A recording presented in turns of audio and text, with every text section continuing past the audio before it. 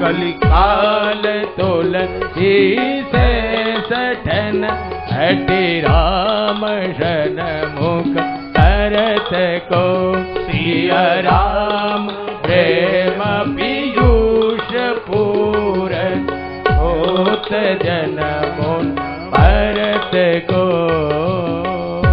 यदि श्री भरतलाल जी का जन्म नहीं होता तो भगवान को पूर्ण कौन कहने वाला था। प्रेम शब्द को हाथ पांव मुंह और शकल लगा दी जाए तो उसका नाम श्री भरत होगा। गोस्वामी जी लिख रहे हैं, कलकाल तुलसी से सठन हट राम सन्मुख करत को। कलकाल में ऐसे लोग, उनके लिए तुलसी बाबा ने सठ कहा। महाराज जो भरत चरित्र की कथा सुनने के लिए प्रभु श्री राम के सन्मुख चल करके नहीं आए। भारत चरित्र कर नेम, ये पूरे भरत चरित्र की फलश्रुति क्या है। भारत चरित्र कर नेम, तुलसी जो सादर सुने, जो बड़े प्रेम से भरत चरित्र की कथा सुनते हैं, सिया राम पद प्रेम अवश्य होय भव रस विरति। सीताराम सरकार के चरणों में उनका प्रेम होता है और संसार के भवरस 6 हैं, काम क्रोध लोभ मद मत्सर। इन 6 भव रोगों से भवरसों से उनकी विरक्ति हो जाती है जो लोग भरत चरित्र की कथा सुनते हैं या सुनाते हैं। आज कथा को कितने दिन हो गए, अभी तुलसीदास जी का दूसरा सोपान ही पूरा हो रहा है और वो भी पूरा हो कहां रहा है, जबरदस्ती से कर रहे हैं। 2 दिन रह गए हैं, कल और परसों का। तो इस पुष्प को मैं हनुमान जी महाराज के चरणों में यही समर्पित करता हूं। जय जय श्रीमद रामचरितमानस कल कलश विध्वंसने श्री अयोध्या कांड सोपानो श्री हनुमत चरणार्पणमस्तु। बोलिए श्री हनुमंत बलवंत महाराज की जय। आइए अब मानस के तीसरे पुष्प अरण्य कांड में प्रवेश करता है। जो 50 साल के ऊपर के हैं, घर की जिम्मेवारियां जिनकी पूरी हो गई हैं, बच्चे कमाऊ हो गए हैं, बिजनेस से लगे हुए हैं, बच्चों के भी बच्चे हो गए हैं, अब ऐसे वो लोग अयोध्या कांड से निकल करके अब अरण्य कांड में आ जाए। अरण्य कांड है वृद्धावस्था, बुढ़ापा है। अब बुढ़ापा सामने खड़ा हुआ है, बुढ़ापा नृत्य कर रहा है। अब घर में मत रहिए, घर छोड़कर किसी वन में चले जाइए, वन में वास कीजिए। वृद्ध लोगों के लिए मानस में अयोध्या कांड की कथा का वर्णन किया, अरण्य कांड की कथा का वर्णन किया, जिस अरण्य कांड में 517 चौपाइयां और 46 दोहे हैं। कितनी चौपाइयां हैं? 517, छोटा सा ही है। अरण्य कांड छोटा सा क्यों है? अब बुढ़ापे में काल की घंटी कब बज जाए पता क्या है। कोई बूढ़ा व्यक्ति कह सकता है कि हम इतने साल जिएंगे, कब सिलेंडर की तरह हवा निकल जाए पता क्या है। न जाने कितने दिनों तक जी रहा है। वृद्धा अवस्था में भी आयु ज्यादा नहीं है, इसलिए अरण्य कांड की कथा बहुत कम चौपाइयों में बाबा ने वर्णित किया है। चलें, प्रवेश करें। एक दिन की बात, स्फटिक नाम की शिला आज भी श्री चित्रकूट में है। भगवान ने पुष्पों के अलंकार आभूषण बनाए और माता जानकी का श्रृंगार किया। इंद्र का पुत्र जयंत भगवान की परीक्षा लेने के लिए चल करके आया। एक बार पत्नी कहीं भगवान की लीला का वर्णन कर रही होगी तो इसको बड़ा बुरा लगा और ये भगवान की परीक्षा लेने के लिए आया। परमात्मा की प्रतीक्षा कीजिए, ठाकुर जी की परीक्षा नहीं, संत महापुरुषों की प्रतीक्षा कीजिए, ना बल्कि इनकी परीक्षा। बड़ी सुंदर चौपाइयां हैं, मेरे साथ गुनगुनाइए छोटे छोटे तालियों के साथ। एक बार चुनि कुसुम सुहाए, निज कर भूषण राम बनाए। एक बार सुन कुसुम सुहाए, निज कर भूषण राम बनाए। सीता ही पहिराए प्रभु सादर, सीता दीप गिराए प्रभु सादर बैठे फटिक सिला पर सुंदर एक बार चुन कुसुम धुआए निज कर भूषण राम बनाए एक बार चुन कुसुम धुआए निज कर भूषण राम बनाए। मेरे प्रभु राम ने पुष्पों के द्वारा माता भगवती जानकी का श्रृंगार किया। ये कथा लोगों को बहुत प्यारी लगती है। एक श्रीमान जी तो कहीं बोल रहे थे, जब राम जी ने अपनी पत्नी का श्रृंगार किया तो थोड़ा हम अपनी पत्नी को गहना पहना दें तो कौन सा हम जुल्म करें, क्या गुनाह करें। राम जी ने भी तो ऐसा किया। प्रभु राम और कृष्ण को समझिए, राम जी ने स्त्री का श्रृंगार नहीं, भगवान ने भक्ति का श्रृंगार किया। जयंता समझ नहीं पाया और इसने मेरी माता भगवती के चरणों में चोंच का प्रहार किया। रक्त की धार फूटी और प्रभु के चरणों को स्पर्श करने लगी। प्रभु ने देखा गरम गरम रक्त, दृष्टि कौए के ऊपर पड़ी। जिस सींग से आभूषण बनाए और वही सींग भगवान ने छोड़ दी और उसी में से ब्रह्मास्त्र बन गया। सब जगह गया जयंता, लेकिन कहीं शरण नहीं मिली। और समझिए, ईश्वर के दरबार में भी जिसको सहायता ना मिले उसे शरण कहां मिलेगी। एक ही दरबार है, वो है गुरुजनों का दरबार, गुरुदेव का दरबार। परमात्मा भी जिसको ठुकरा दे संत उसको कंठ लगाता है। देवर्षि नारद के चरणों में जयंत जाकर के गिरा और कहा, प्रभु गलती हो गई। क्या हुआ कि ऐसे ऐसे मैंने मां को चोंच का प्रहार किया और प्रभु का ये ब्रह्मास्त्र मेरा पीछा कर रहा है, मुझे बचा लीजिए। कहा कि माता जानकी के चरणों को जाकर के पकड़ ले।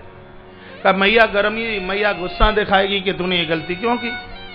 तो नारद कहते हैं कि मैया को ये बोल देना कि तू मेरी माँ है और मैं तेरा बेटा हूँ।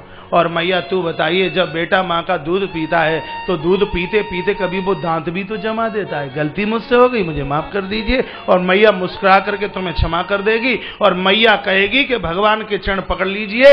और मैया ने एप्लीकेशन लगाई तो भगवान सब तुम्हारे अपराध भूल ही जाएंगे। और जयंत दौड़ करके भागा, मां के चरणों में गिरा। मां ने कहा, रे भाई जयंत, तूने क्यों अपराध किया। तो जो नारद ने कही वही बात जयंत ने मां को कहा है। मैया खुश हुई और कहा, प्रभु के चरण पकड़ लीजिए। सो जयंत ने भगवान के चरण पकड़िए और भगवान ने बड़ा क्रोध दिखाया। भगवान ने कहा, अपराधी, बड़ा अपराध किया, दंड दूंगा, ऐसा तूने क्यों किया। तब जयंत ने कहा, भगवान मैं आपका प्रभाव देखने के लिए आया, आपका प्रभाव कितना है। राम जी ने कहा, तो अब काय के लिए आया है।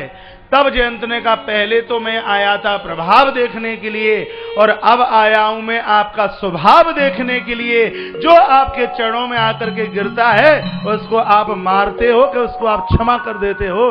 अब मैं आपका स्वभाव देखने के लिए आया हूं।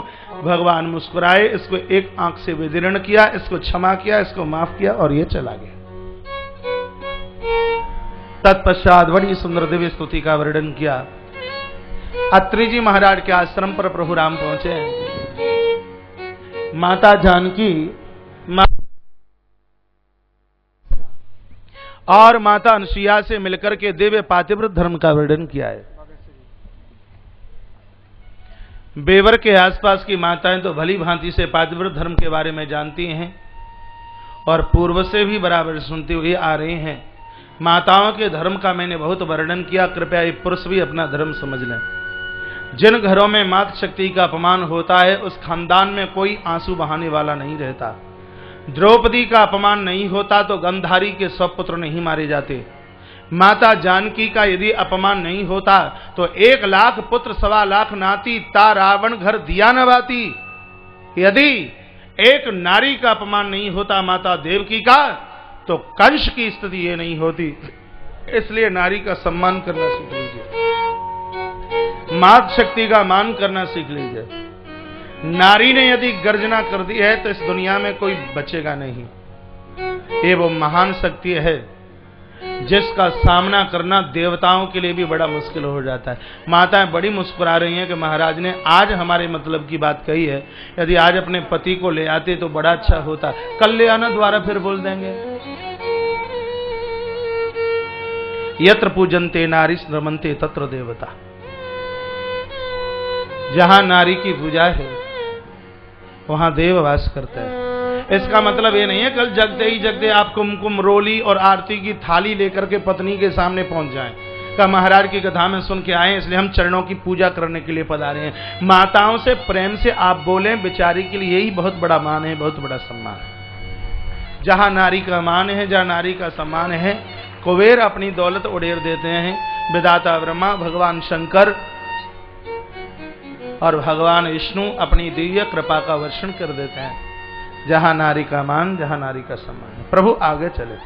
भगवान ने सोचा अब यहां रहना नहीं है, क्योंकि मेरे प्रभाव को देख करके लोग दौड़े दौड़े आए हैं। जहां प्रभाव जमे तो फिर वहां ज्यादा रुकना ठीक नहीं है। और भगवान आगे की तरफ चले हैं। कहा गोदावरी के पावन तट पर अगस्त महात्मा का आश्रम है। यहां एक भक्त हैं जिनका नाम है सुतीक्षण। बड़ी विलक्षण कथा है श्री सुतीक्षण जी महाराज की। 5 साल के सुतीक्षण गुरुजी अगस्त को कहीं रोते बिलखते मिल गए। संत ने इनका लालन पालन किया, नाम रखा सुतीक्षण। जिसकी तीक्ष्ण बुद्धि हो वो सुतीक्षण। एक दिन गुरुजी बोले, बेटा सुतीक्षण हम श्री प्रयाग जाना चाहते हैं, आश्रम को संभाल लेगा क्या? 5-6 साल का बेटा सुतीक्षण बोला, गुरुजी चिंता ही ना करें। गुरुजी श्री प्रयाग चले गए। गुरुजी सालग्राम भगवान की पूजा किया करते थे और ये सुतीक्षण जी भी भगवान सालग्राम की बटुलिया को गोदावरी स्नान कराने के लिए लेके गए। और वहां एक जामुन का पेड़, महाराज पकी पकाई जामुन, छोटा बच्चा, जीव पर पानी आ गया। हाथ वहां तक पहुंचता नहीं तो सालग्राम की बटुलिया फेंक करके मारी। फल तो नीचे गिरे लेकिन सालग्राम भगवान गोदावरी में पधरा गए। पहले तो बैठ करके सुतीक्षण ने फल खाए और फिर सोचा कि गुरुजी पिटाई करेंगे, सालग्राम तो चले गए गोदावरी मैया में, अब क्या करें? कहा जैसे सालग्राम वैसी ही जामुन। सो चंदन में लपेट कर ले जाकर के सिंहासन में वो जामुन रख दी। सुबह गुरुजी आए। गुरुजी ने जो ही सालग्राम भगवान को नहलाया तो गूदड़ा अलग और छिलका अलग। गुरुजी ने कहा सुतीक्षणा। अब सुतीक्षण तो समझ गए कि पिटाई होगी। डरते डरते गए। कहा गुरुजी बोलिए क्या हुआ? कहा सालग्राम का है। कहा वो मंदिर में बैठे तो हैं। कहा ये सालग्राम है। कहा गुरुजी हैं तो सालग्राम। आप बोल करके गए थे कि बार बार नहलाना, बार बार चंदन लगाना, तो मैं क्या करूं? पुण्य पुण्य चंदन, पुण्य पुण्य पानी, और सालग्राम गल गए तो हम का जानी। लाठी उठाई और महात्मा अगस्त ने और कहा कि जब तक मेरे सालग्राम न मिल जाएं तब तक इस कुटिया में मुंह मत दिखाना। रो पड़े सुतीक्षण और कहा गुरुदेव के चरणों की सौगंध, ये तो पत्थर के तुम्हारे नकली सालग्राम, यदि मैं हूं अगस्त का चेला तो असली सालग्राम को लेकर के ही इस कुटिया पर प्रकट होऊंगा। चले गए भगवान की खोज के लिए। प्रभु के दिव्य नाम का स्मरण और स्तुति किया है। जानकी को भगवान कहने लगे, देवी देखो दुनिया में मेरे ऐसे भी भगत हैं, अतिशय प्रीत देख रघुवीरा, प्रगटे हृदय हरण भवभीरा। पहले तो सुतीक्षण के हृदय में भगवान प्रकट हुए, तत्पश्चात मेरे भगवान सुतीक्षण की आंखों के सामने प्रकट हो गए। श्री सुतीक्षण भगवान के चरणों में भगवान ने उठाया। कहा सुतीक्षण वरदान मांगे, क्या चाहते हो? सुतीक्षण रो पड़े। सुतीक्षण ने कहा गुरुजी से कर्जा निकाला था सो ब्याज ज्यादा बढ़ गई है। पहले लग रही थी ब्याज और अब लग रही है चक्रवर्ती ब्याज। जरा गुरुजी का कर्जा उतार दीजिए। कहा कहां रहते हैं गुरुजी? का थोड़ी सी दूरी पर आश्रम है, चलिए मेरे साथ। सो सीताराम सरकार को, श्री लखनलाल को लेकर के चले हैं सुतीक्षण। पहुंच गए गुरुजी की कुटिया पर। कहा आप यहां रुकिए, मैं अंदर जाके देखता हूं कि मेरे गुरुजी कहीं कार्य में लगे तो नहीं है कहीं, आप थोड़ा सा यहां खड़े रहिए। तब श्री सुतीक्षण जी महाराज ने कुटिया में प्रवेश किया और लाठी उठाई। अगस्त महात्मा ने, ए सुतीक्षणा सालग्राम का है? कहा गुरुजी सालग्राम बाहर देहली पर खड़े हैं और सालग्राम आपसे मिलना चाहते हैं। गुरुजी आज मूलधन भी चुकाऊंगा, उसके ऊपर ब्याज भी चुकाऊंगा और ब्याज के ऊपर चक्रवर्ती ब्याज भी चुकाऊंगा। मूलधन है राम, ब्याज है लखन और चक्रवर्ती ब्याज है माता जानकी। अकेला मूलधन वापस नहीं करूंगा, ब्याज और ब्याज के ऊपर चक्रवर्ती ब्याज। कह दिया भगवान अयोध्या के पति भगवान नाथ को कौशलाधीश तुम्हारा, नाथ कौशला, नाथ कौशला, नाथ कौशलाधीश तुम्हारा, आगे मिलन जगत आधारा, आगे मिलन जगत आधारा। राम अनुज, ओ राम अनुज समेत बैदेगी, राम अनुज समेत बैदेगी, निस दिन देव जपति गूंजेगी, निस दिन देव जपति गूंजेगी, नाथ कौशला, नाथ कौशलाधीश तुम्हारा, आगे मिलन जगत आधारा, आगे मिलन जगत आधारा। ये नहीं कहा कि गुरुजी उनसे आप जाकर के मिल लीजिए, आए मिलन जगत आधारा, वो आपसे मिलने के लिए आए। ये श्रद्धा है सुतीक्षण की कि मेरे गुरुजी को उनसे मिलने की क्या जरूरत है, गर्ज तो उनकी है, सो वो मेरे गुरुजी से मिलने के लिए आए हैं। और अगस्त मुनि की गर्ज भी नहीं है, यहाँ तो स्वयं भगवान की गर्ज है। भगवान स्वयं महात्मा अगस्त से मिलने के लिए आए हैं। आए मिलन जगत आधारा, भगवान की क्या गर्ज है। पहले भी आप सुन रहे थे कि भगवान ने 3 महात्माओं से 3 बातें पूछी, ध्यान है आपको।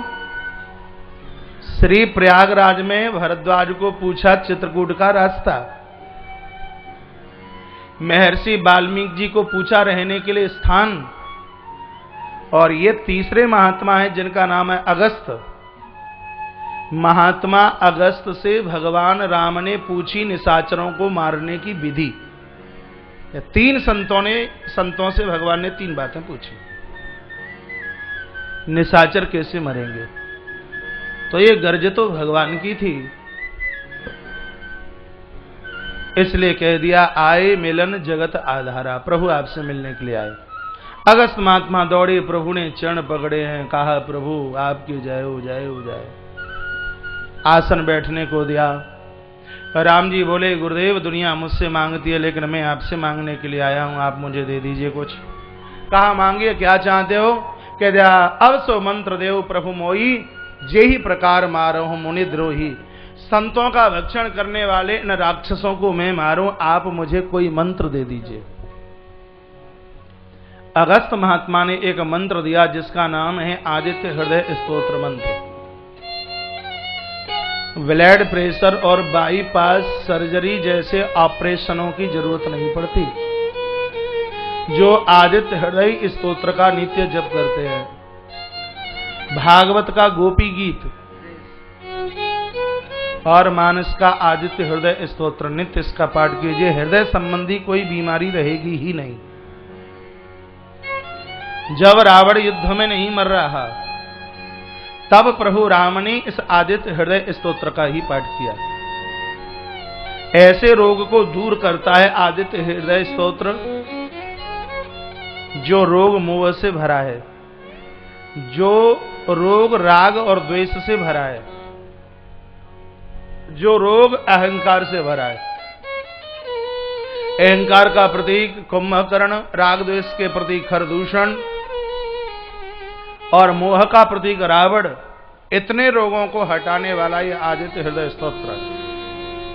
गुरुदेव अगस्त मुनि ने प्रभु राम को बड़ा सुंदर मंत्र दिया, 4 चीजें जीवन में संभाल करके रखना। ये 4 चीजें तुम्हारी जिंदगी में नहीं है तो जीवन शून्य है, नहीं है तो कृपया रिक्त स्थान की पूर्ति कीजिए। वो 4 यही तो है, जीवन में एक संत चाहिए, एक ग्रंथ चाहिए, एक कंत चाहिए और जिंदगी में एक मंत्र चाहिए। उनका जीवन शून्य है जिनके पास में कोई मंत्र नहीं है। कोई गुरु तुम्हें अपने लायक नहीं मिलता। हनुमान जी महाराज को, भगवान श्री बांके बिहारी जी महाराज को अपना गुरु बनाइए और भगवान का नित्य जप कीजिए। जबके बिना उद्धार आत्मकल्याण नहीं है, नहीं है, नहीं है। अगस्त महात्मा कहते हैं, आपने मुझसे मांगा, मैंने आपको दिया, अब मुझे आपसे कुछ चाहिए। क्या क्या चाहते हो? कि यह वरु मांग गो कृपा निकेता, यह वरु मांग कृपा निकेता, बसहु हितैषी अनुज समेता, यह वर मांग कृपा निकेता, बसहु हितैषी अनुज समेता, अविरल भगति विरति सत्संगा, अविरल भगति विरति सत्संगा, चरण सरोरुव प्रीति अभंगा, चरण सरोरुव प्रीति अभंगा, यह वर मांगहु कृपा निकेता। एक मिनट। ये दोनों चौपाइयां नित्य स्तुति में बोलने के लायक है। महात्माओं के मंदिरों में जब स्तुति होती है, आरती होती है, तो कुछ चौपाइयां स्तुति की होती हैं, उसमें ये भी 2 चौपाइयां जुड़ी होती है। रामचरितमानस अरण्य कांड दोहा नंबर 12 के नीचे चौपाई नंबर 10 और 11, इसको हमेशा के लिए याद कर लीजिए। जब आप आरती करते हैं तो आरती के बाद स्तुति में इन दोनों चौपाइयों को जरूर बोले। कौन कौन सी है? कि यह वरु मांगहु कृपा निकेता, यह वरु मांगहु कृपा निकेता, बसहु हितैषी अनुज समेता, अविरल भगति विरति सत्संगा, अविरल भगति विरति सत्संगा, चरण सरोरुव प्रीति अभंगा, चरण सरोरुव प्रीति अभंगा, यह वर मांगहु कृपा निकेता, बसहु हितैषी अनुज समेता, यह वर मांगहु कृपा निकेता, बसहु हितैषी अनुज समेता, यह वर मांगहु कृपा निकेता, बसहु हितैषी अनुज समेता। बोलिए रामचंद्र भगवान की जय। हे प्रभु, आप तीनों का मेरे हृदय में वास हो, ये वरदान दे दीजिए। भगवान यहां से आगे श्री पंचवटी पहुंचे। बड़ी रमणीक जगह है पंचवटी। आपके 5 प्राण ही पंचवटी है। प्राण, अपान, व्यान, समान, उदान, यही तो पंचवटी है। आपके 5 प्राणों में 3 लोग रहते हैं। जो हमारे और आपके 5 प्राण हैं ना, इसमें ये 3 महान भाव रहते हैं। एक रहता है इसमें सत्य, एक रहता है इसमें समर्पण, और एक रहे इसमें शांति। जो सत्य हैं वो हैं प्रभु राम, जो समर्पण है वो है श्री लखन, जो शांति है वो है माता जानकी। ये पंच प्राण इन्हीं तीनों के द्वारा चलता है। सत्य नहीं है तो प्राणों की कदर नहीं, समर्पण नहीं है तो प्राणों की कदर नहीं, और शांति नहीं है तो भी प्राणों की कदर नहीं। पंच प्राणों से इन तीनों को अलग करने के लिए मोह की एक बहन आती है जिसका नाम है दुर्वासना। ये सीधे सट्ट कहानियां तो आप घर सुन ही लेंगे, कथा की असलियत पकड़िए। प्राणों में सत्य, समर्पण और शांति ना रहे, उसके लिए मोह की एक सगी बहन है जिसका नाम है दुर्वासना। वो आती है। मोह क्या है? रावण। रावण की बहन क्या है? शूर्पणखा, जिसको अध्यात्म भाषा में दुर्वासना कहते हैं। इस दुर्वासना से कैसे बचा जाए, उसके लिए इस पूरे चरित्र का वर्णन किया। लखनलाल श्रोता बने हैं, प्रभु राम जी ने व्याख्यान किया है। पहले पूछा माया क्या है। यदि इसके ऊपर बोले तो महीने लग जाएंगे, दिनों की बात नहीं। जो नहीं है फिर भी होती सी नजर आ रही है, उसे माया कहते हैं। माया से कैसे बचा जा सकता है? कहा गुरुजनों की कृपा के द्वारा। ज्ञान क्या है? जो हो रहा है बढ़िया हो रहा है, बात समझ में आ जाए, ज्ञान है। वैराग्य क्या है? जो मिला है जरूरत से ज्यादा मिला है। भक्ति क्या है? मैं किसी के सहारे जी रहा हूं तो किसी की कृपा से, ये भक्ति। भक्ति करने में व्यक्ति स्वतंत्र है। लखनलाल ने पूछा प्रभु जी भक्ति मिलेगी कहां से? प्रभु राम कितनी सुंदर बात कहते हैं, भगति तात अनुपम सुख मूला, भगति तात अनुपम सुख मूला, मिलहि जो संत होई अनुकूला, भगति तात अनुपम सुख मूला, मिलहि जो संत होई अनुकूला। बोलिए सद्गुरुदेव भगवान की। सुंदर सुख और शांति देने वाली भक्ति है। भक्ति मिलेगी कब? का जब संत महापुरुष अनुकूल हो जाए।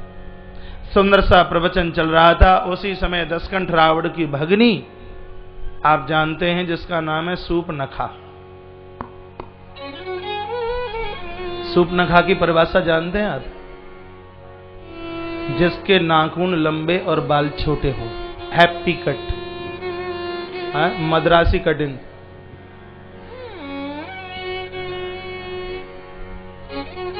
दुर्भाग्य है वर्तमान समय में देश का, पता ही नहीं लगता कि बेटा है कि बेटी। केस के अपमान पर महाभारत का युद्ध हो गया।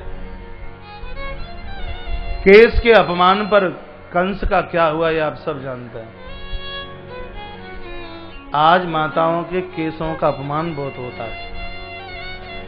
संस्कृत का यदि यहां पर कोई सूत्र लगाया जाए तो केस का अर्थ होता है का प्लस ईश बराबर केस। का माने ब्रह्मा, ईश माने शंकर। जिस नारी के केसों में ब्रह्मा और शंकर छिपे हुए हैं उसके ऊपर कैंची मत चलवाइए। बड़भागनी माताओं की चोटी बहुत लंबी होती है।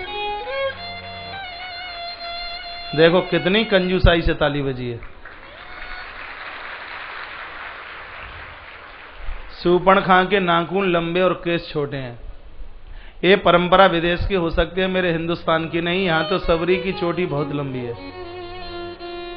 माता कौशल्या, जानकी, देवकी, इनकी चोटियां बहुत लंबी है।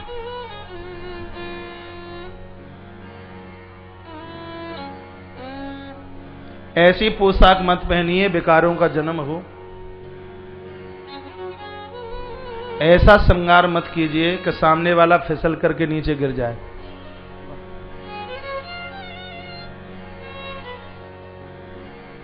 मुझसे ऐसी कोई बात नहीं आती कि यहां से मैं हंसने और हंसाने का काम करूं, और ना ये मैं बोलना चाहता, और ना ये मेरा बोलने का स्वभाव है। एक होता है वेश और एक होता है भेष, दोनों में अंतर है। मंदिर में बेटी बेटी बन करके जाए, मंदिर में मां मां ही बन करके जाए। कथाओं में बेटियां माताएं मां बेटी और भगनी ही बन करके आए। सामने वाले का भी मन करता है कि प्रणाम किया जाए, वंदन किया जाए।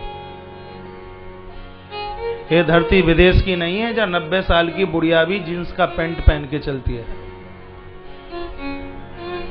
ये सौभाग्य हिंदुस्तान का है, माताओं के सिर के ऊपर पल्लू होता है। होनहार लज्जा युक्त संस्कारित परिवार की बेटियों के कंधे पर चुन्नी मिलती है।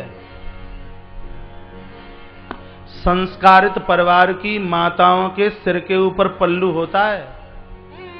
बात कड़वी लग रही होगी, समझ लेना कभी काम में आएगी, नहीं तो बाद में माथा पकड़ करके रोना पड़ेगा कि कोई बता दो बेटी को कहीं प्रवेश कराया गया था, बेटा बाहर पढ़ने के लिए गया था, हमारी एक नहीं चली। समाज में नाक दिखाने के लायक नहीं रहोगे। और ऐसा हो रहा है, 10% विवाह माता पिता की आज्ञा अनुमति से होते हैं। आज हिंदुस्तान में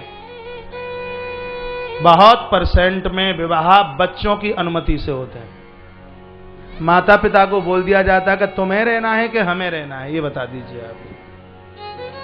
धिक्कार उस बेटी के लिए है कि एक बेटी को 9 महीने पेट में रखकर 20 साल तक पाल पोस करके भी कोई माता पिता अपनी बेटी का कन्यादान न कर पाए हों। इससे और बड़ा दुर्भाग्य क्या हो सकता है। ये कथाएं कहानी और किस्से नहीं हैं, ये कथाएं तो हमारी जिंदगी है, हमारी आन बान और शान है। ये कथा हमारी देवीय संस्कृति है। ये देश शूर्पणखा का नहीं, ये देश माता सबरी का है। सबरी से संस्कार लीजिए।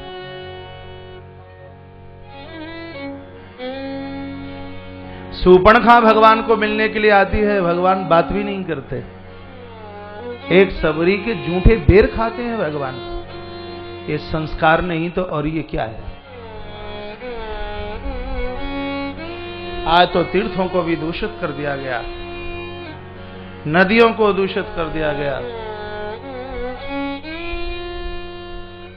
आज सत्संग के भी वेशभूषा है वो समाप्त हो गई। मंदिर में गुरजनों के सामने सत्संग में माताओं के सिर के ऊपर पल्लू होता है। अब वैसे नहीं ढक सकते हो तो मेरे कहने से तो सिर ढक लीजिए, जिनका नहीं ढका हुआ है। गुरुद्वारे गए हैं कभी?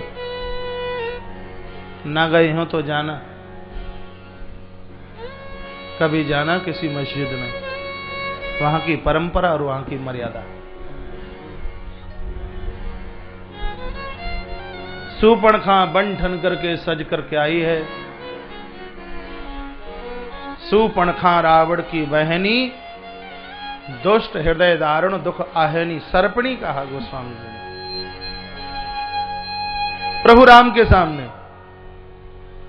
तुम सम पुरुष मोषम नारी, विधाता ने बड़ा संयोग बनाया। अभी तक कुंवारी इसलिए हूं कि मेरे लायक कोई वर नहीं मिला। वैसे तुम भी मेरे लायक नहीं हो, लेकिन मन माना कछु। हेलो, तुमको देख करके कुछ मेरा मन करता है। राम जी ने मन ही मन कहा कि तुम्हारा मन तो करता है, लेकिन काम तो तब बने जब मेरा भी मन करे। मेरा मन तो करता नहीं। प्रभु राम, क्या सुंदर संबोधन है। जिसको तुम कुंवारा समझ रहे हो, मेरा विवाह हो चुका है और मेरा धर्म और कर्तव्य है जानकी को छोड़कर दुनिया की जितनी भी मात शक्ति है, बड़ी है मां है, बराबर की है भगनी है, छोटी है तो बेटी है। ये प्रभु राम ने कहा। हां, तेरी विवाह की इच्छा ही है तो तेरे लिए मेरे पास में एक जोड़ा है। मेरा भाई, मेरा अनुज अभी कुंवारा है। भगवान झूठ क्यों बोले? लखनलाल का तो विवाह हो चुका था, तो कुंवारा क्यों कह दिया? कि जब तू झूठ बोलती है, कहती है कि मैं कुंवारी हूं और अपने पति को मरवा के आ गई, और बोलती है कि मेरा अभी तक विवाह नहीं हुआ, तेरा जोड़ा लखन से बनेगा। और भगवान ये कह भी इसलिए रहे हैं क्योंकि ये पूर्व जन्म की सर्पणी है और लखनलाल पहले के शेष हैं, और ये शूर्पणखा पहले जन्म में जब सांपिन थी तब ये शेष की पत्नी थी। अपनी स्वेच्छा से घूमा करती थी। शेष ने बड़ा विरोध किया, मानती नहीं। एक दिन इसका पीछा किया है तो पत्थर के ऊपर फण पटक करके इसकी मृत्यु हो गई। शेष ने कहा कि बदला लूंगा, तो वही सर्पणी शूर्पणखा और वही शेष यहां श्री लखनलाल। जोड़ा इस जन्म का नहीं तो पहले जन्म का, अब जोड़ा तो है ही।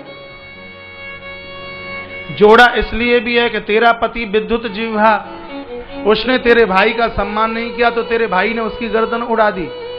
सो तूने तो अपने पति का मुंह नहीं देखा, और उर्मिला के साथ मेरे लखन का विवाह हुआ तो इधर वनवास हो गया। इसने अपनी पत्नी को नहीं देखा, तूने पति को नहीं देखा तो इसने पत्नी को नहीं देखा, इसलिए तुम दोनों की जोड़ी बहुत बढ़िया है।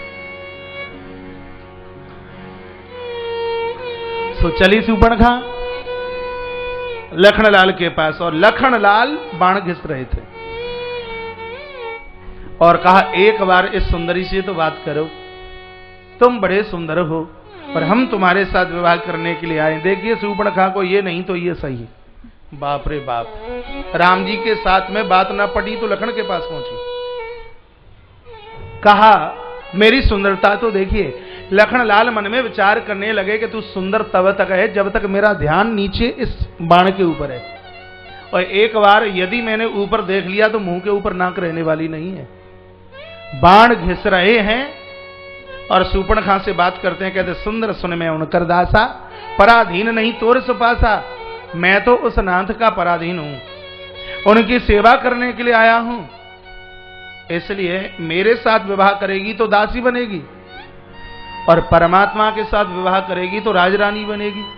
का उनका तो विवाह हो चुका है। लखनलाल ने कहा कि तेरा भाई अनगिनत विवाह कर सकता है तो क्या मेरे भैया 2 विवाह भी नहीं कर सकते? जो कुछ करें उन्हें सब छा जा, जो वो कुछ करें वो सब उनको चलता है। लक्ष्मण के मुंह से यहां एक इतनी सुंदर चौपाई निकली है और गजब कर दिया, और ये चौपाई तो बिल्कुल लिखने के लायक है।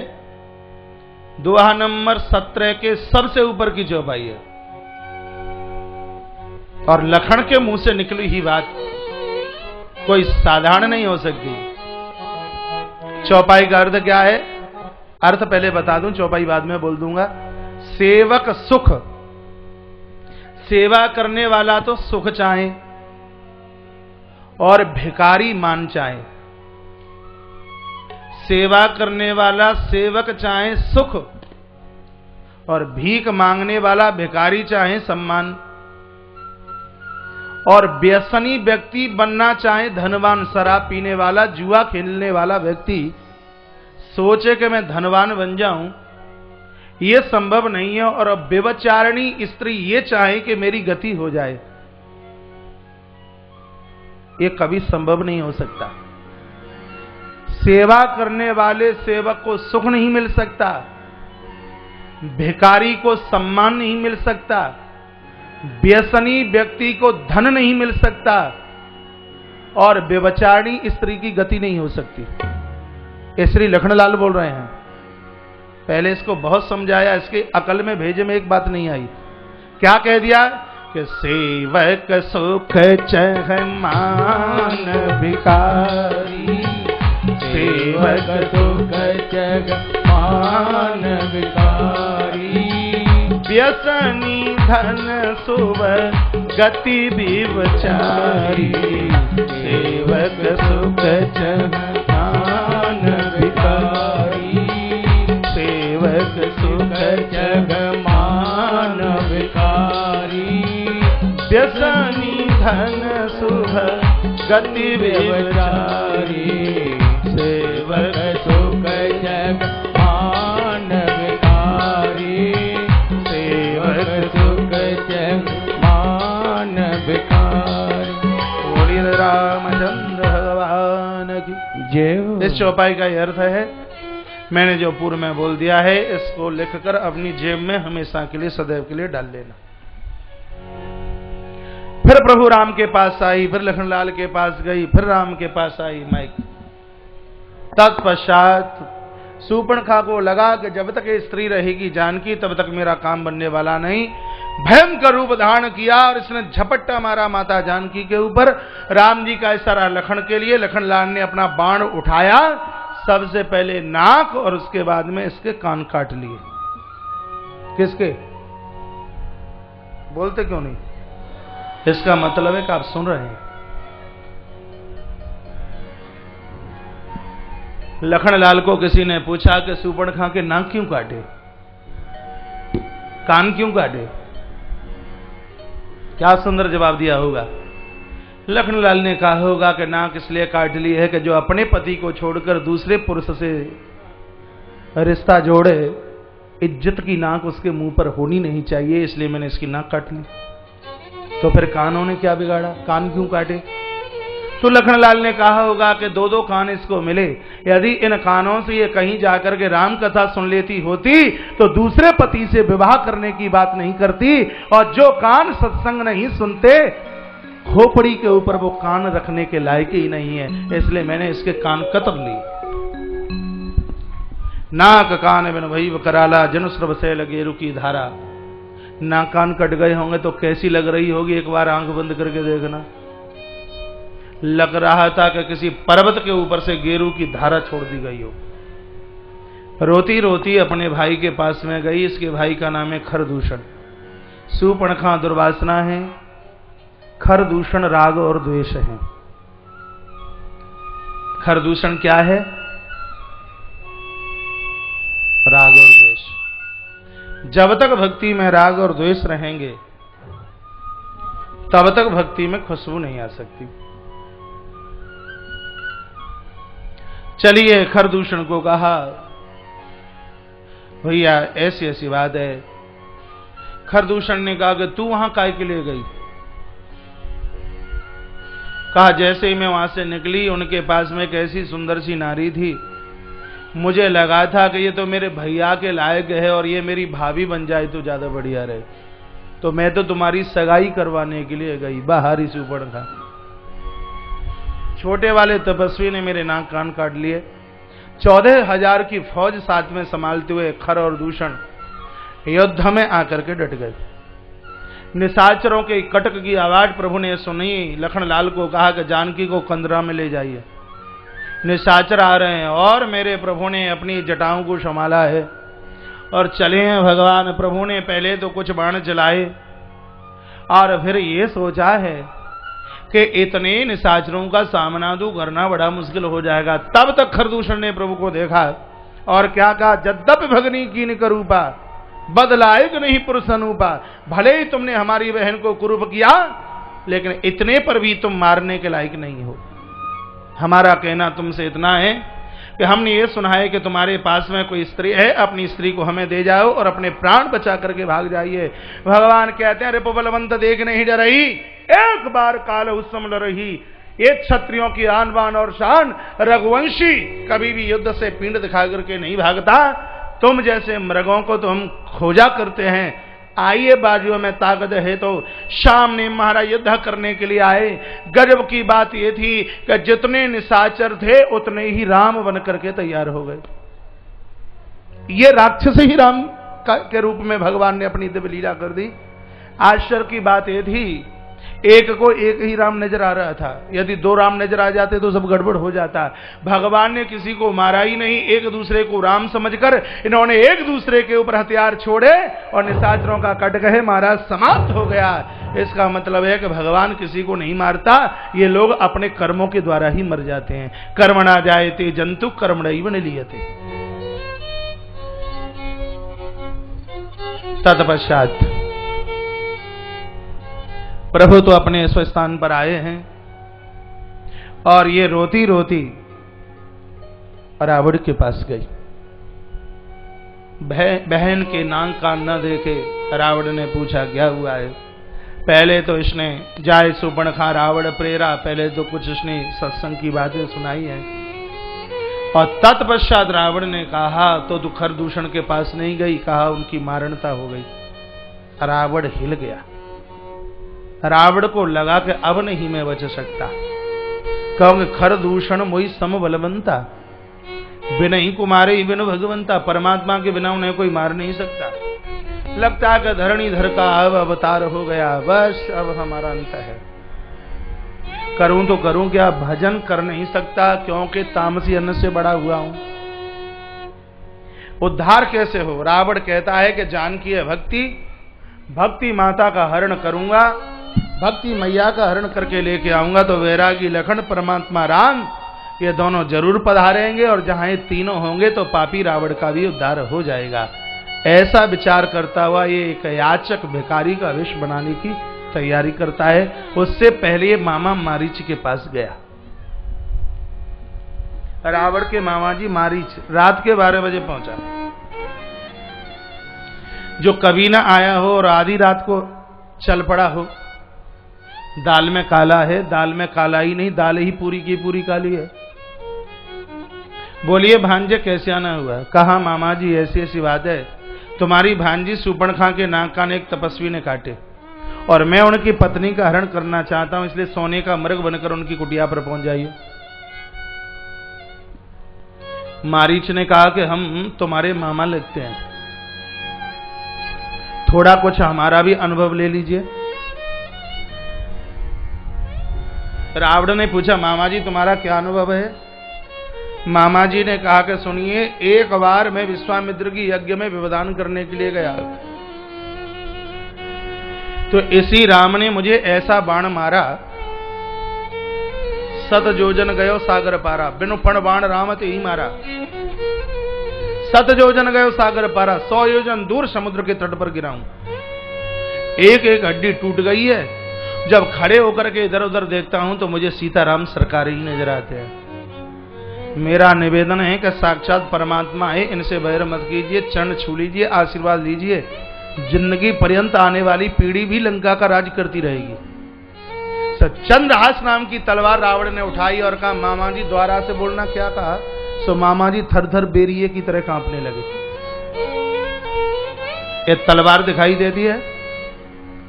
पापी एक मुंह वाला होकर और ये 10 मुंह वाले को समझाता है। जितनी अकल ब्रह्मा विष्णु और शंकर में भी नहीं है, उतनी अकल मेरे अंदर अकेले में है। और बोल भी रहा है सही। ब्रह्मा के मुंह कितने हैं? आप बोलते क्यों नहीं? 4। और शंकर जी के कितने हैं? 5। दोनों को मिला के कितने हो गए? 9। नारायण के मुंह कितने हैं? 1। तीनों को मिलाकर के कितने हो गए? 10। तीनों देवताओं के मिलाकर के 10 मुंह हैं और इसके अकेले के महाराज 10 मुंह हैं। बोलता है कि तीनों देवताओं के अंदर जितनी अकल है उतनी तो अकल मेरे पास में अकेले में है। कहीं का पापी एक मुंह वाला होकर के 10 मुंह वाले को समझाता है। पहले तो ये बताइए कि जाओगे कि गर्दन उतार करके नीचे रख दूं? तो मारीच जी थर थर कांपने लगे और दुनिया को बड़ा सुंदर उपदेश देके गए हैं कि भैया इन 9 लोगों के साथ विरोध मत करना। 9 के साथ विरोध करोगे तो ठीक नहीं है। तब मारीच हृदय अनुमाना, न वही विरोध है नहीं कल्याण। वो 9 कौन कौन से हैं? कि सस्त्री मरमी प्रभु धनी, सस्त्री मरमी प्रभु षट धनी, वैद बंदे कबे भानस गोनी, सहस्री मरमी प्रभु षट धनी, वैद बंदी कभी भानस गोनी। बोलिए रामचंद्र भगवान का। हाथ में कोई हथियार लिए खड़ा है उसके मुंह मत लगिए। यहां तक संतों ने कहा कि यदि बेटे के हाथ में राइफल है तो पिताजी को भी उस समय ज्यादा कलह झगड़ा नहीं करना चाहिए, क्योंकि क्रोध में व्यक्ति बेहोश होकर मानव से दानव बन जाता है। पिताजी को क्रोध है तो बेटा शांत हो जाए, और बेटे को यदि क्रोध है तो पिताजी को भी शांत हो जाना चाहिए। हाथ में हथियार लिए खड़ा है, भले ही बेटा क्यों ना हो, भले ही पति क्यों न रहा हो, भले ही भाई क्यों न रहा हो, उसके मुंह मत लगिए। शस्त्री ऐसे बहुत से केस हुए हैं। भाई ने भाई को क्रोध में मार डाला, बेटे ने पिता को क्रोध में मार डाला, बाप ने भी बेटे की छाती में राइफल की गोली पार कर दी क्रोध में आकर के। इसलिए अनुभव का किया है। शस्त्री हाथ में हथियार लिए खड़ा है, उसका विरोध मत कीजिए। मरमी जो हमारे भेद को जानते हैं उसका विरोध मत कीजिए। प्रभु जिस मालिक के नीचे नौकरी कर रहे हो उसका भी विरोध मत कीजिए। बॉस का विरोध ना करें, नहीं तो नौकरी से इस्तीफा लेना पड़ेगा। अवैध डॉक्टरों से भी, डॉक्टर साहब से भी विरोध ना करें। कभी कभी मरीज हॉस्पिटल में बड़ा झगड़ा कर देता है। गांव के लोगों को बुला लेंगे कि अब डॉक्टर की खैर नहीं, हॉस्पिटल चारों तरफ से घेर लिया है। हाथ जोड़ करके कह दीजिए कि बेड का इतना देने के लिए नहीं है, इतने इंजेक्शन लगे, बोतल इतनी चढ़ी है, हम गरीब हैं, उतना पैसा हमारे पास नहीं है, बढ़िया डॉक्टर है मान जाएगा। और मूंछों पर ताप मत लगाइए कि अब तुम्हारी खैर ही नहीं, हम ठाकुर साहब हैं। अनुभव गोस्वामी जी का। तो जहर का इंजेक्शन लगाने में भी देर नहीं लगेगी तो राम नाम सत्य हो जाएगी। परेशान व्यक्ति क्या नहीं कर सकता। इसलिए डॉक्टर का भी विरोध ना करें। शस्त्री मरमी प्रभु सठ मूर्खों का भी विरोध न करें। ज्ञानी से ज्ञानी करे करे गुड़ की बात, और मूर्ख से मूर्ख लड़े कह घूसा कैलाश। मूर्ख से हम लड़ें तो उससे बड़े पागल, उससे बड़े तो मूर्ख हमें। धनी जिनसे कर्जा लिया है उनका भी विरोध ना करें। कर्जा जिस प्रश्नता से लिया था उसी खुशी में उसका चुकता कीजिए। लेते समय लोग बड़े सीधे से लगते हैं और देते समय बड़ी अकड़ होती है, बड़ी ऐंठ होती है। जिसका लिया है उसका चुकाना पड़ेगा, आज नहीं तो कल, कल नहीं तो परसों। अवैध डॉक्टर बंदी कवि लोगों का भी विरोध न करें, पत्रकार लोगों का भी विरोध न करें। वेद बंदी कवि भानस इन भाट लोगों का भी विरोध न करें। गुणी संत महापुरुषों का भी विरोध ना करें। डोंगरे जी महाराज कहा करते थे रसोईया और ड्राइवर इन दोनों का भी विरोध ना करें। ड्राइवर से ज्यादा लड़ना नहीं है, झगड़ना नहीं है। जो आपका भोजन बनाता है रसोईया, स्वामी दयानंद जी महाराज को जहर दे करके जयपुर में भोजन में विष मिला करके मार डाला। मारी सोचता है कि नहीं जाऊंगा तो ये पापी मार डालेगा, और चला जाऊंगा तो कम से कम भगवान का दर्शन तो हो जाएगा। ओ भाई भांत देखा निज मरना, तब ताकि रघुनायक सरना। दोनों तरफ से ही मौत है, तो भगवान के हाथ से मरूं तो ही ज्यादा ठीक है। तो सोने का मृग बन करके आया, इधर उधर घूमने लगा पंचवटी पर। मैया ने सोने के मृग को देखा और कहा प्रभु इसको मारकर इसकी मृगछाला लेके आ जाइए। एक अचंबा सा लग रहा है कि नहीं। एक कौवे ने अपराध किया और मैया कहती है इसको छोड़ दीजिए, और एक ये मृग मारीच निर अपराधी है, कोई अपराध नहीं किया, और मैया कहती है इसको मार डालिए। आश्चर्य लगता है कि नहीं। माता जानकी के 3 रूप हैं, सतोगुण, रजोगुण और तमोगुण। सतोगुण जानकी है, राम के हृदय में वास करती है। रजोगुणी जानकी को अग्नि के हवाले कर दिया, और जो ये जानकी दिखाई दे रही है ये तमोगुणी है, भगवान ने अपनी छाया से प्रकट की है। जब बुद्धि तमोगुणी होवे, जब भक्ति तमोगुणी होवे, वहां मारने और काटने के अलावा और कोई बात नहीं होती। पहले जब वो चल करके आया है कौआ, उस समय सतोगुणी माता जानकी, लेकिन अब तमोगुणी है। जहां बुद्धि में तमोगुणता चल करके आती है वहां लड़ाई और झगड़े के अलावा और थोड़ा ही कुछ होता है। इसलिए कह दिया कि सोने के मृग को मार करके मृगछाला लेके आ जाइए। भगवान ने लखन को कहा जानकी का ध्यान रखना। भगवान ने अपनी जटाओं को संभाला और बाण लिया। आगे मृग, पीछे भगवान। निगम नेत्र से ध्यान न पावा, सो माया, माया मृग पाछे सो धावा। भगवान शंकर कहते हैं जगदम्बे आज मैंने ऐसे सुंदर रूप का दर्शन किया। भगवान मृग का पीछा कर रहे थे और तब तक करके बाण इसकी छाती में मारा। लक्ष्मण कर प्रथम ले नामा, पाचे सुमर समन महु रामा। पहले इसने कहा लखन लखन बचाओ, और जब बाण छाती में लगा तो हे राम हे राम हे राम हे राम कहकर इसने अपने प्राणों को छोड़ दिया। माता जानकी ने लखन की आवाज प्रभु राम के मुंह से सुनी। मां जानकी ने कहा लखन ऐसा लगता है कि प्रभु के ऊपर कोई कष्ट है, तुम्हें बुला रहे हैं, शीघ्र ही जाइए। लखन लाल ने कहा माता कैसी बात करती हो, भ्रकुट विलास सृष्टि लय होई। जब भगवान की भ्रकुटी तिरछी हो जाए तो पूरी सृष्टि का प्रलय हो जाए। निशाचर मेरे प्रभु का क्या बिगाड़े। मैया ने बहुत कुछ कहा, अच्छा नहीं लगा सुनने में, और लेकिन मुझे लगता है कि मां कहने वाली नहीं, ये तो सब भगवान की लीला थी। मैया की तो सिर्फ कैसेट चल रही थी, बोलने वाले तो स्वयं साक्षात भगवान थे। गोस्वामी जी ने बड़ी होशियारी से चौपाई लिखी है, का मर्म वचन जब सीता बोला। माता जानकी बोलती होती तो ये कहते गोस्वामी तुलसीदास जी, मर्म वचन जब सीता बोली। बोली स्त्रीलिंग शब्द है, लेकिन यहां गोस्वामी जी लिख रहे हैं कि मर्म वचन जब सीता बोला। आप कहें कि उसकी पत्नी मैनपुरी चला गया, उसकी बेटी दिल्ली चला गया। कैसा लगता है सुनने में? अटपटा सा लगता है कि नहीं? चला गया पुल्लिंग है, चली गई स्त्रीलिंग है। तो यहां गोस्वामी जी ने वाक्य स्त्रीलिंग नहीं पुल्लिंग डाला है। मरम वचन जब सीता बोला, माताओं के लिए बोला नहीं, माताओं के लिए बोली शब्द, लेकिन यहां बोली नहीं है, यहां बोला। तो इसका मतलब यह है कि माता जानकी थोड़ी ही बोल रही थी, माता जानकी तो होठ हिला रही थी। अंदर से बोलने वाले स्वयं मेरे प्रभु राम थे, स्वयं मेरे भगवान राम, हरे प्रेरित लक्ष्मण मन रो। बात कुछ कहा है, लक्ष्मण रेखा बनाई और कहा मां बाहर का अंदर आएगा तो जल जाएगा, और अंदर का बाहर चल करके आया तो वो भी जल करके राख हो जाएगा। इसलिए इस सीमा का उल्लंघन मत करना। कथा को असली भाव में सुनिए। जानकी है बुद्धि, बुद्धि के पति राम। बुद्धि ने कहा कि सोने के मृग का पीछा कीजिए। आप भी तो अपने अपने पतियों को बोलती हो कि पैसा कमाने के लिए जाइए। बिल्कुल कथा यही घूम रही है।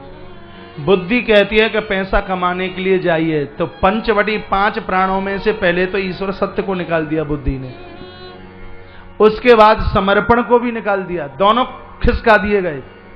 समर्पण बैरागी लखन ने एक सत्संग की रेखा बनाई, यानी इसका मतलब यह, एक गिद्ध इस आवाज को सुनता है, वार निकल करके आ गया और कहता सीते पुत्र कर से जनित्रासा करी हूं जात धानु करना सा। हे सीते चिंता न करना, इस पापी को मैं मारूंगा। चाचाओं का प्रहार किया, रावण मूर्छित हो गया, नीचे गिर पड़ा। गोस्वामी तुलसीदास जी महाराज को किसी ने पूछा, बाबा काल जिसकी पार्टी से बना हो, शनि को दीवाल में चिन दिया हो, इंद्र जिसके घर का पानी भरे, पवन देव जिसके घर का झाड़ू लगाया, और एक पंछी के द्वारा रावण घायल हो गया। आश्चर्य सा लगता है। तुलसी बाबा ने कहा कि जब गलत रास्ते पर व्यक्ति पांव रखता है तो उसके पास में तेज बुद्धि और यश नहीं रहता। कितनी सुंदर चौपाई है।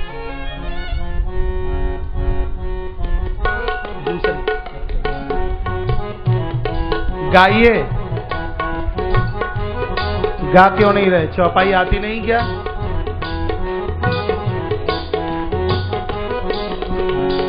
जिमी को पंथ पग खगेसा, जिमी को पंथ पग एत खगेसा, नरेन तेज तन बुद्धि बलेसा, रगन तेज तन बुद्धि बलेसा, जिमी को पंथ पग एत खगेसा, जिमी को पंथ पग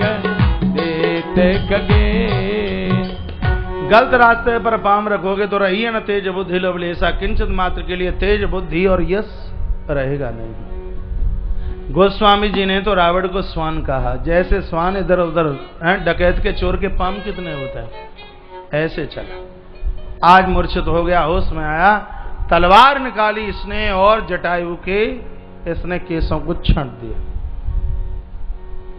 अंतिम सांस में जटायु माता जानकी रो पड़ी, कहा हमारी वजह से ऐसा हुआ। जटायु ने कहा बेटी मैं मर रहा हूं, मुझे चिंता की बात नहीं है। ना सुने,